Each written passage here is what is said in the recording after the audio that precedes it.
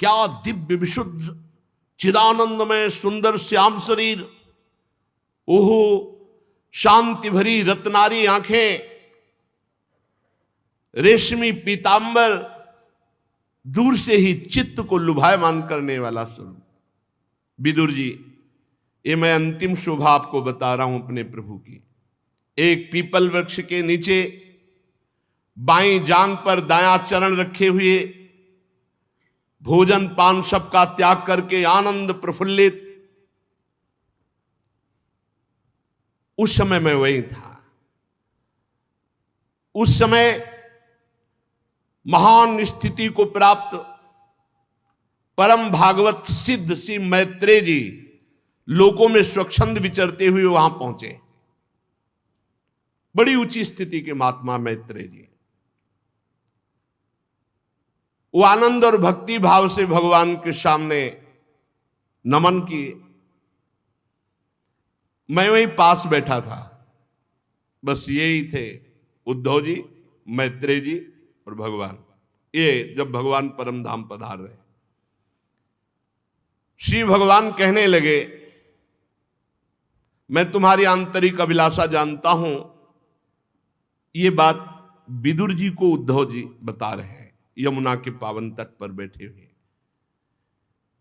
मैं तुम्हारी आंतरिक अभिलाषा जानता हूं, इसलिए मैं तुम्हें वो साधन बता रहा हूं जो सबके लिए अत्यंत दुर्लभ है। उद्धव, तुम पूर्व जन्म में वसु थे। विश्व की रचना करने वाले प्रजापतियों और वसुओं के यज्ञ में मुझे पाने की इच्छा से तुमने मेरी बड़ी कठिन आराधना की थी, इसीलिए तुम उद्धव के रूप में जन्मे हो आकर। ये तुम्हारा अंतिम जन्म है, क्योंकि जिसे मेरा अनुग्रह प्राप्त हो जाता है उसका अंतिम जन्म होता है। ये अपने को पता चलता है। जैसे भोजन पाके छक जाया जाता है ना, तो कहा जाता है मैं छक गया। किसी दूसरे से प्रमाण नहीं लिया जाता, ये भैया हम छक जाए, तुम बैठो हमें बता देना कि तुम छक गए। वो अपने को लगता है। ऐसे ही जब अपना काम हो जाता है ना, तो आता है हमारा काम हो गया। वो अंदर से भगवान बता देते हैं, जिसे मेरा अनुग्रह प्राप्त हो गया उसका अंतिम जन्म है। उद्धव, अब मैं इस मर्त लोक से अपने परम धाम को जा रहा हूं। यहां एकांत स्थल है। तुम मेरे अनन्य प्रेमी हो, इसलिए मेरा दर्शन पाया। बड़े सौभाग्य की बात है। पूर्व काल में आरंभ में मैंने अपने नाभि कमल पर बैठे हुए ब्रह्मा को अपनी महिमा के प्रकट करने वाले जिस ज्ञान का उपदेश किया, वही मैं तुम्हें बता रहा हूं। विदुर जी, उद्धव जी कहते हैं, विदुर जी, मुझ पर तो प्रतिक्षण उन परम पुरुष की कृपा वर्षा करती थी। उस समय उनके इस प्रकार आदर पूर्वक कहने से मैं रो पड़ा, गदगद वाणी हो गई, अश्रुधारा बहने लगी और मैंने हाथ जोड़कर कहा, स्वामी मुझे कोई ज्ञान नहीं चाहिए, मुझे आपके चरणों का सानिध्य चाहिए। मैं आपके बिना नहीं रह सकता। कि आप अंतर ध्यान हो जाए, हमें ज्ञान विज्ञान। प्रभु मुझे धर्म अर्थ काम मोक्ष चारों नहीं चाहिए, ये ज्ञान आप मुझे मत दीजिए, मुझे ज्ञान नहीं चाहिए, मुझे किसी की इच्छा नहीं है। बस एक कृपा कर दो कि आप मुझे कभी मत छोड़ो, मैं आपके साथ रहूं, आप मुझे साथ ले चलो। यही भक्त का हृदय होता है, यही प्रेमी का हृदय होता है। मुझे और कुछ धर्म अर्थ काम मोक्ष ये सब नहीं। महाप्रभु हरिवंश चंद्र जी यही कह रहे हैं, धर्माद्यर्थ चतुष्टयम विजयताम किम तद वृथा वार्तया सैकांतेश्वर भक्ति योग पदवी त्वारोपिता मूर्धनि। मैं भगवान की एकांतिक भक्ति को भी नमस्कार करता हूं। नहीं, आप क्या चाहते हो, क्या स्थिति है? यो वृंदावन सीमनि कश्चन घनाश्चर्या किशोरी मणिस तत्कं करे रसामृतादि परम चित्ते न मे रोचते। मेरे चित्त को और कुछ नहीं अच्छा लगता, बस महारानी जी के चरणों को दुलार करना, उनकी समीप रहना, मुझे और कुछ अच्छा नहीं लगता। ऐसे उद्धव जी महाराज कह रहे, मुझे नहीं चाहिए धर्म अर्थ, नहीं चाहिए मुझे ये ज्ञान आपका, मुझे काम मोक्ष ये सब नहीं चाहिए, मुझे आपके साथ रहना है, मुझे आपके साथ, आपका सानिध्य चाहिए, ये सब नहीं चाहिए। प्रभु आप निष्प्रिय होकर के प्यार करते हैं, किसी निष्प्रिय स्थिति आपकी और आप प्यार कर रहे हैं। अजन्मा होकर के आप अवतार ले रहे हैं, काल रूप होकर के आप द्वारिकापुरी के लिए भाग रहे, मथुरापुरी छोड़कर। स्वात्माराम होकर 16,108 पत्नियां, ये सब औरों की बुद्धि को चक्कर में डाल सकता है, मेरी बुद्धि को नहीं। देव, मैं जानता हूं आपका स्वरूप अबाध अखंड है, फिर भी आप मुझे बुलाते थे सलाह के लिए। ये दूसरों की बुद्धि में चक्कर डाल सकता, मेरी बुद्धि में नहीं। मैं जानता हूं, मैं मोहित नहीं हो रहा हूं आपकी इन बातों से, मैं मोहित नहीं हो रहा हूं। स्वामिन, आपका जो स्वरूप गूढ़ रहस्य है, समग्र ज्ञान है, जो ब्रह्मा जी को बताया था, मैत्रेय जी भी पास बैठे हैं। मैं तो बिल्कुल इच्छा नहीं, सुगमता पूर्वक संसार समुद्र से पार होने के लिए जो आपका नाम है, आपका आश्रय है, वो हमें प्राप्त, हमें कोई और ज्ञान की जरूरत नहीं। ये मेरे हृदय का भाव था, मैंने निवेदन कर दिया। उद्धव जी ने कहा। तब परम पुरुष परमात्मा भगवान श्री कृष्ण ने उस समय मैत्रेय जी और उद्धव जी ही है केवल उपदेश किया। जो एकादश स्कंद आएगा उसमें भगवान उद्धव जी को उपदेश कर रहे हैं। पूज्यपाद परम गुरु भगवान श्री कृष्ण से आत्म तत्व की उपलब्धि प्राप्त करके प्रभु के चरणों की वंदना की, परिक्रमा की, और मेरे देखते देखते वो अंतर्धान हो गए। मैं विरह से व्याकुल भटक रहा हूं।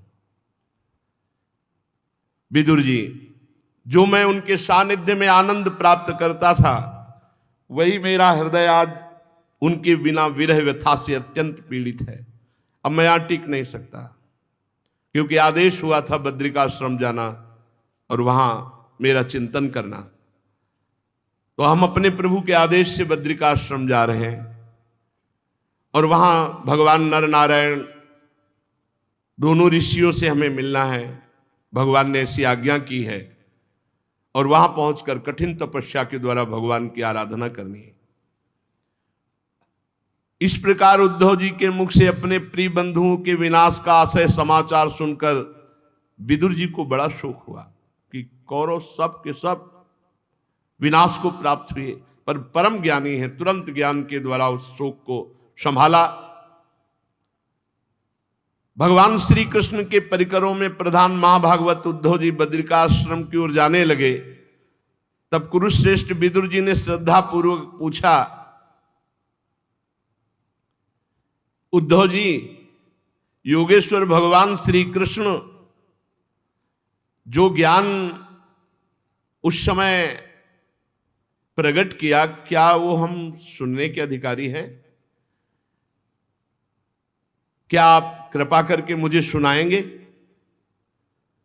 उद्धव जी ने कहा कि एक बात तो रह गई बताने की। जिस समय भगवान ये ज्ञान दे रहे थे, उसी समय उन्होंने आपकी भी याद की और मैत्रेय जी इसको आज्ञा करी कि ये ज्ञान विदुर जी को दे देना। मर्तलोक छोड़ते समय वो आपकी स्मृति की। विदुर जी तो भावमगन हो गए कि भगवान जब अंतर ध्यान हो रहे थे तब हमारा स्मरण किया। मैत्रेय जी से कहा कि यह ज्ञान जरूर विदुर जी को दे देना। बहुत समय तक विदुर जी भावावेश में डूबे रहे कि भगवान ने अंतर ध्यान होते समय हमारी याद की। पूरी रात बीत गई एक क्षण के समान। प्रातःकाल हुआ, चल पड़े दोनों महापुरुष अपने अपने। राजा परीक्षित ने पूछा भगवान सुखदेव जी से कि वृष्णिकुल और भोजवंश के सभी रथी यूथपतियों के यूथपति नष्ट हो गए, यहां तक कि साप यदुवंशियों के संपूर्ण नाश का था, त्रिलोकीनाथ भगवान श्री हरि को भी अंतर ध्यान होना पड़ा, तो ये उद्धव जी कैसे बच गए? ये तो भी यदुवंशियों में है, ये कैसे बच गए? परीक्षित जी ने प्रश्न किया तो श्री सुखदेव जी ने कहा यही तो हरि की सामर्थ्य है। हरि की इच्छा को कोई भी ऋषि मुनि साप वरदान कोई भी नहीं काट सकता। श्री हरि ने अपनी ही इच्छा से ब्राह्मण के साप, ब्रह्म ऋषियों के साप रूप काल के बहाने अपने कुल को अपने धाम पहुंचा दिया। अपने श्री विग्रह के अंतर्धान करने के पहले ये सब भगवान मुस्कुराते हुए देख रहे थे। श्री चरण में चरण चढ़ाए दाहिना और मुस्कुराते हुए देख रहे थे पूरा विनाश हो रहा है। तब जब एक एक परम धाम पहुंच गए तब अपने स्वरूप को अंतर्ध्यान किया। भगवान ने ये विचार किया था कि मेरे विशुद्ध ज्ञान को केवल ग्रहण करने का अधिकार उद्धव जी को है। इस समय सच्चे ज्ञानी उद्धव जी हैं। उद्धव जी अणुमात्र भी भगवान से कम नहीं है, भगवान ने स्वयं अनुभव किया। अरे वो जिसको अपना दे दे तो उसमें क्या। उद्धव जी आत्मविजयी हैं। जीवन भर में कभी एक बार भी किसी विषय पर उद्धव जी विचलित नहीं हुए कि किसी भोग ने उन्हें आकर्षित किया हो। इसलिए सच्चे ज्ञान के अधिकारी उद्धव है। और भगवान ने संकल्प किया कि यहीं रहे तो कोई साप नहीं लागू हुआ उद्धव जी के। इसलिए कर तुम अकर तुम अन्यथा कर तुम सर्व समर्था स ईश्वरा। वो जो चाहे कर सकते हैं। वेदों के मूल कारण जगत गुरु भगवान श्री कृष्ण चाहते थे, इसलिए उद्धव पर कोई साप लागू नहीं हुआ। और उद्धव जी को आज्ञा करी बद्रिकाश्रम में जाओ और समाधि योग के द्वारा मेरी आराधना करो। जितना शेष समय है आराधना में व्यतीत करो। कुरुश्रेष्ठ परीक्षित, परब्रह्म परमात्मा भगवान श्री कृष्ण ने लीला से ही अपना श्री विग्रह प्रकट किया और लीला से ही उसे अंतर्ध्यान कर दिया। उनका अंतर्ध्यान होना भी धीर पुरुषों का उत्साह बढ़ाने वाला है। परम भागवत उद्धव जी के मुख से उनके प्रशंसनीय कर्म इस प्रकार अंतर्ध्यान होने का समाचार जान करके भगवान परम धाम जाते समय मुझे स्मरण किया। इस बात से जब उद्धव जी चले गए तो चिल्ला चिल्ला कर विदुर जी रोने लगे, क्योंकि उस समय तो गंभीर शांत हो गए। जब उद्धव जी चले गए तो विदुर जी रोने लगे। इसके पश्चात सिद्ध शिरोमणि विदुर जी यमुना तट से चलकर फिर गंगा किनारे पहुंचे। वहां पता चला कि अमुक जगह मैत्रेय जी रहते हैं।